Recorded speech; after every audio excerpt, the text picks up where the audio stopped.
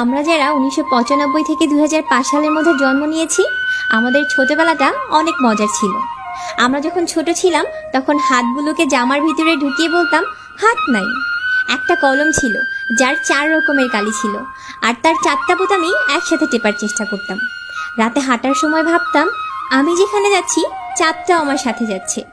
স্কুলে যাওয়ার সময় সবাই একসাথে দৌড়াদৌড়ি করে যেতাম। ক্লাসে কলম খেলা, চোর ডাকাত, পুলিশ বাবু খেলতাম। মাঝে মাঝে স্কুল ফাঁকি দিয়ে কয়েকজন বন্ধু মিলে ঘুরতে যেতাম, আড্ডা দিতাম, আরও কত কি। 2 টাকার রঙিন বা নারকেলি আইসক্রিম, হাওয়াই মিঠাই খেতে না পারলে মনটাই খারাপ হয়ে যেত।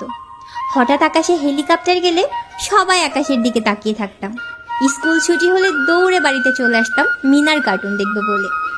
যদি কোনো ফল খেতাম আর তার বিচি যদি পেটে চলে যেত তাহলে দুশ্চিন্তায় থাকতাম, পেটের মধ্যে গাছ হবে কি না। মাথায় মাথায় ধাক্কা লাগলে শিং গজানোর ভয়ে আবার নিজ ইচ্ছায় ধাক্কা দিতাম। কেউ বসে থাকলে তার মাথার উপর দিয়ে ঝাঁপ দিতাম যেন সে আর লম্বা না হতে পারে। বিকেলে কুতকুত, কানামাছি, গোল্লা ছুট খেলতে না পারলে তো বিকেলটাই যেন মাটি হয়ে যেত।